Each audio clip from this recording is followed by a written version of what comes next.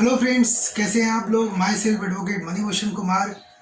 आज हम चर्चा करेंगे कि भारत की सरकार ने इंडियन पीनल कोड्स में क्या चेंज किया है।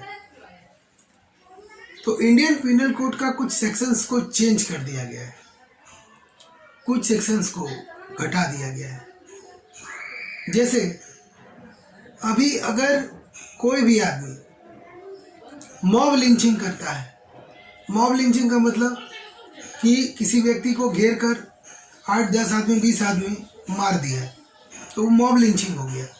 तो मॉब लिंचिंग के मामले में अब फांसी का प्रावधान किया गया है, उसको फांसी हो जाएगा। जो मॉब लिंचिंग के केस में फंसेगा उसको फांसी हो जाएगा। उसी तरह से घरेलू हिंसा के मामले में 3 साल तक की सजा का प्रावधान किया गया है। अगर किसी व्यक्ति के साथ, कोई लड़की के साथ घरेलू हिंसा होता है तो उसमें जो सजा का प्रावधान किया गया है वो 3 साल किया गया है। उसके बाद अगर किसी नाबालिग से कोई आदमी दुष्कर्म करता है तो उसका एज देखा जाएगा। अगर 18 साल से कम है, 16 साल से कम है, 12 साल से कम है, तो अगर 18 साल से कम है तो आजीवन कारावास या मृत्यु दंड देने का प्रावधान किया गया है। उसी तरह से गैंग रेप के मामलों में आजीवन कारावास, यानी कि जब तक आदमी जीवित है उसके मरने के बाद ही उसकी डेड बॉडी जेल से बाहर आएगी।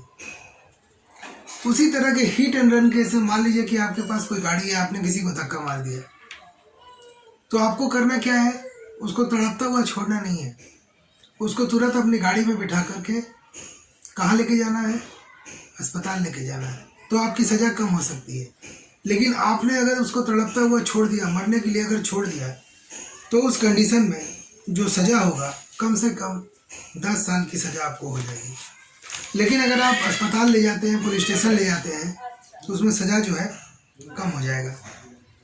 उसी तरह से पुलिस के ऊपर भी जिम्मेदारी तय की गई है। पुलिस को अब ये कहा गया है कि जैसे ही आप किसी व्यक्ति को गिरफ्तार करते हैं तो उसकी सूचना तुरंत उसके परिवारजनों को देनी होगी। लेट लतीफ़ा नहीं चलेगा, तुरंत जानकारी देनी होगी।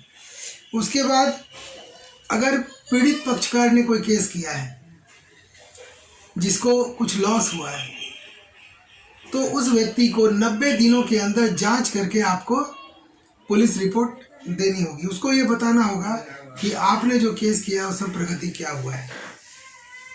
रेप पीड़ित को 7 दिनों के अंदर रिपोर्ट देनी होगी कि 7 दिन के अंदर आपने क्या किया है, कैसी जांच की है, जांच में क्या पाया है, मेडिकल रिपोर्ट क्या कह रहा है। और गंभीर मामलों में 19 दिनों के अंदर जांच करके देनी होगी। चार्जशीट अब 180 दिनों के अंदर आपको फाइल करनी होगी। 180 दिन चार्जशीट का डेट तय कर दिया गया है कि 180 दिन के अंदर, यानी लगभग 6 महीना होता है, 6 महीना के अंदर आपको चार्जशीट जो है वो जमा करना होगा। और अगर अपराधी कोई भाग जाता है, जैसे विजय माल्या भाग गया, बहुत सारे भगोड़े लोग हैं, दाऊद इब्राहिम भाग गया, और भी लोग भाग गया, तो उस कंडीशन में अब उसके आने का इंतजार नहीं होगा। अब उसके गैर मौजूदगी में ही पूरा का पूरा ट्रायल चलेगा और सज़ा का निर्धारण कर दिया जाएगा। पहले क्या होता था कि अपराधी भाग गया तो उसके आने का इंतजार किया जाता था, तब ट्रायल चलेगा। लेकिन अब ऐसा मामला नहीं है।